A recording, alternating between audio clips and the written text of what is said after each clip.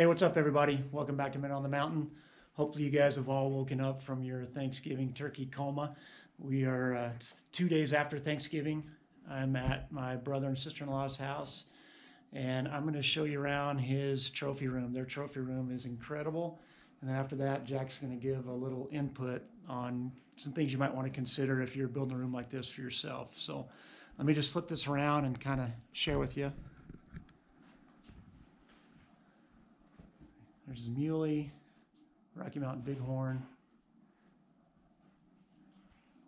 Two different kind of cutthroats. That's a Bear River or Bonneville cutthroat there. So if you guys remember my video that says catching two subspecies on the same day, these are the two I caught, Snake River cuts and then Bonneville. Bunch of his antelope antlers, turkey, prairie dog. I mean, what game room would be sufficient without a prairie dog, right? Tons of whitetails, his elk, mule deer, more whitetails, caribou, buffalo, another turkey fan, more whitetails, and over here got Renee's moose on the right, Jack's moose on the left. Now, who again has the biggest antelope in the room, Jack? That'd be Renee. That'd be Renee's antelope, the biggest antelope in the room. I'm trying to turn this around too fast to get you sick. And that one is up here in this corner, right? Yeah, that's right. 15-inch, about 80-inch antelope. Nice. So guys, I've said on other videos that I hit the jackpot when I married Rhonda. I mean, not just because she's awesome, but my in-laws are awesome too. In fact, really, Jack is one of the guys that kind of got me into hunting. I mean, I always wanted to get involved more in the outdoors, but he actually bought my first rifle, and then I bought it from him. So I want Jack to kind of give you some of the stories behind some of the mounts in here. And then, like I said, also just give you some tips on if you want to do a trophy room like this, some things that you should consider. So Jack, fill us in on some of the goodies in here. Well, first of all, I'm going to talk about the room. We did a lot of research on a room, and you want to research if you're going to build a room.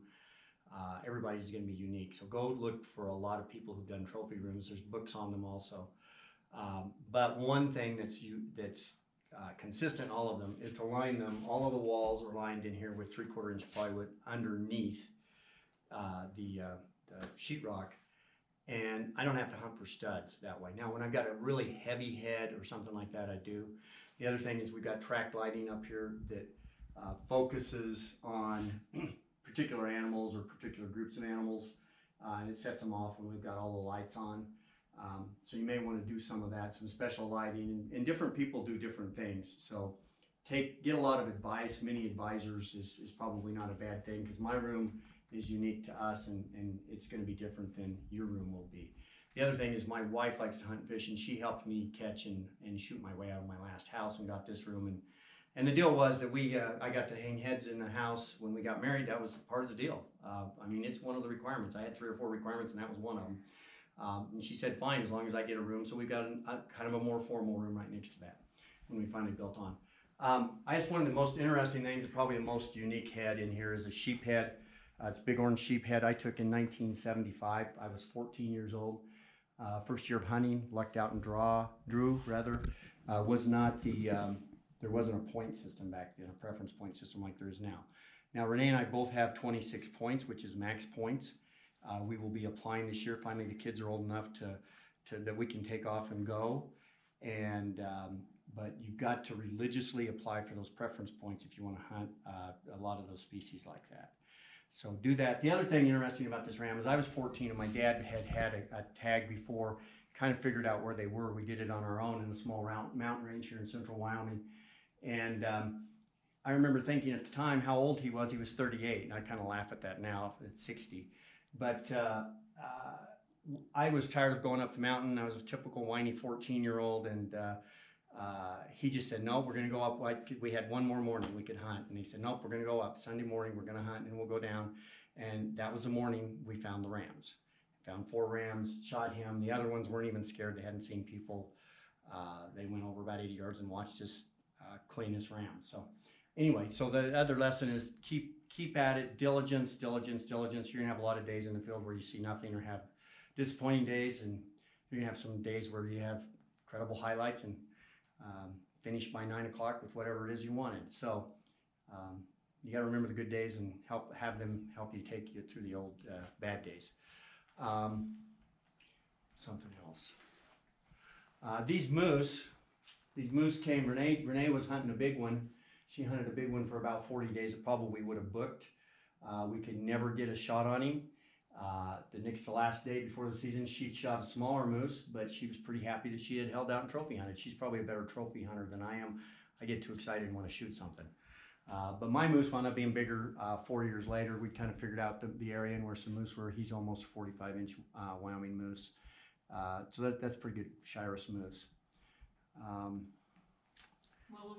when we applied for those, Wyoming gave out About 2,000. 2,000 moose tags. Now it's down to That was 400. pre-wolf introduction, and now there's like 400 tags. So that area where I shot my moose and saw the very chased for 40 days, the very nice moose, I don't even think there's any tags there anymore. So that's not even an opportunity. Right next to Yellowstone. So I guess we'll throw a political thing in here, and that is if you can keep wolves from coming into your state, do so, because they have decimated the elk herds and moose herds up at Yellowstone, and that may not be politically correct even with the Wyoming Game and Fish, but that's the way it is. That almost all the sportsmen see it that way, and ranchers.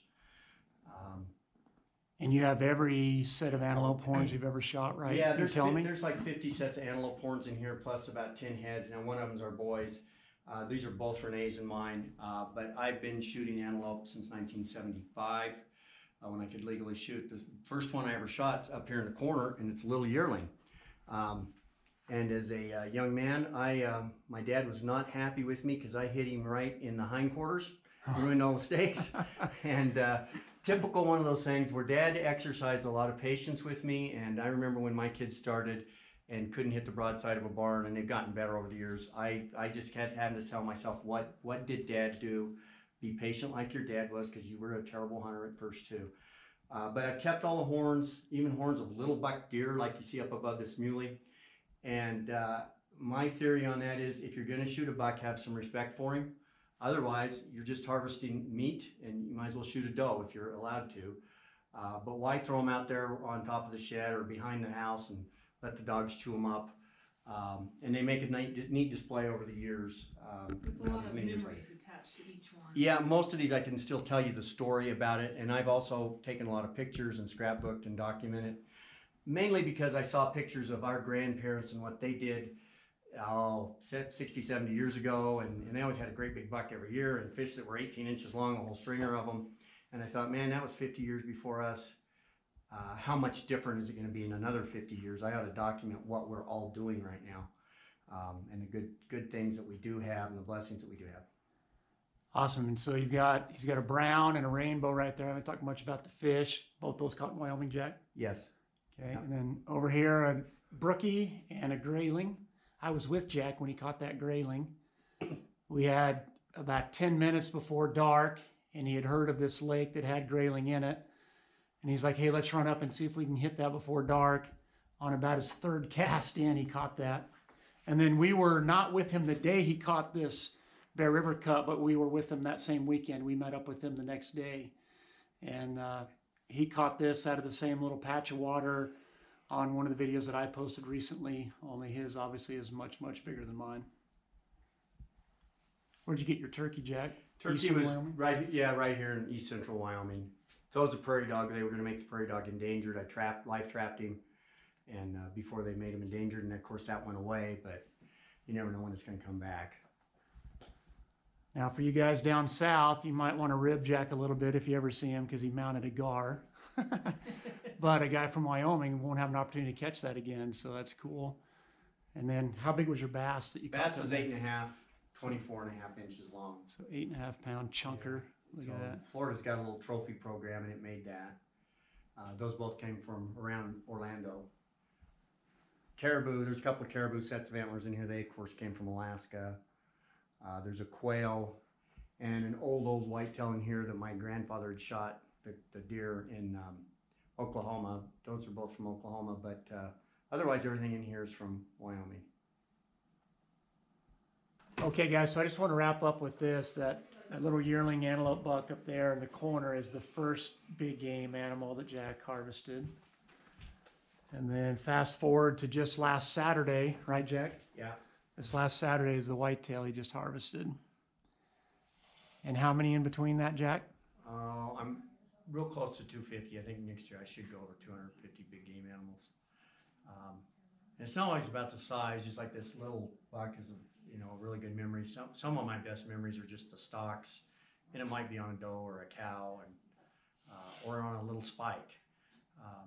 Had hunts where we only had 45 minutes to hunt because of the kids' schedule, and we got a spiked deer, and you never saw two guys happier over a spiked deer in your life. So some of those are really good memories, or just you make a really tremendous stalk, and so it's not always about the size. So size is always fun too. Awesome. Well, guys, if you have any tags left for this year, hope you're able to get out and enjoy it and make some memories and put some meat in the freezer. Here's one last look around at their trophy room. We'll see you guys next time we're out on the mountain. So in addition to all the really cool mounts in here, guys, I want to show you something else. So this river rock that they've used for their fireplace, there's some random stones in here where Renee has engraved wildlife scenes in them. So there's buffalo. Check out that moose. So obviously she's very talented. Pretty cool. And then some of these bigger rocks too. She gave us a wolf. We have a wolf by our front door that she gave us years ago. Bighorn sheep. And then here's an elk one that she did.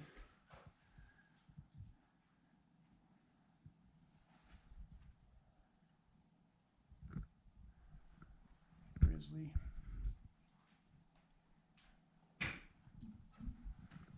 Pretty cool.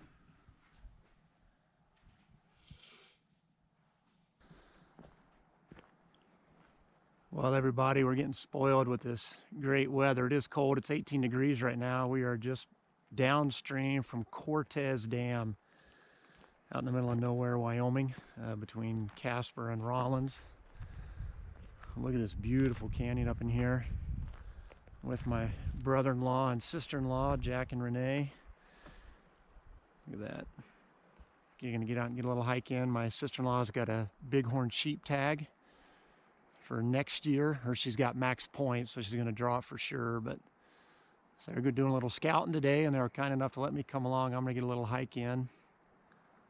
Look at that, though. Isn't that beautiful? And it's the day after Thanksgiving 2020. A lot of years this would have snow just packed in here, but we've had such a mild start to the winter. Man, look at that country, though. Beautiful. A few power lines in the way. Sorry about that. We're at the Seminoe Dam overlook. That is absolutely gorgeous. Look at that down there, everyone. Sorry for the wind. It's pretty windy.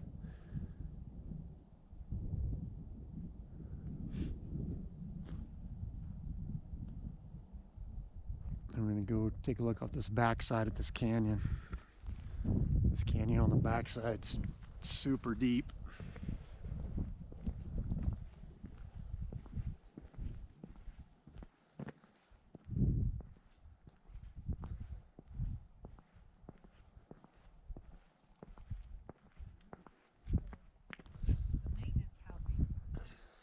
Say hi, Jack and Renee. Hi, Jack and Renee.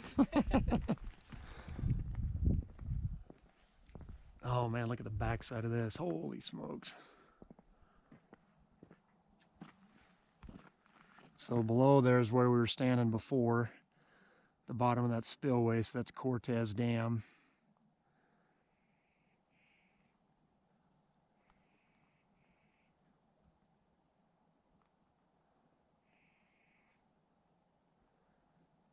That is just absolutely gorgeous. There's the housing for the government workers that work out here on the dam and stuff up there on that knoll. Look at that. I just like to wake up and look out that window every day.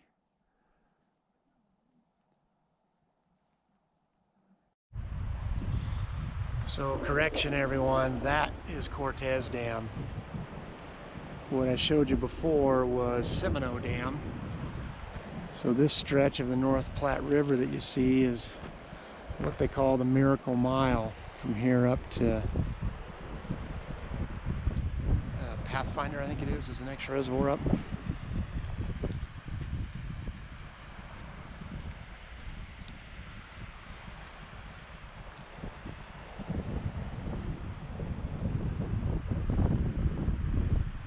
All right, guys, I want to put the finishing touches on this video with the channel shout out and also with the Minute on the Mountain.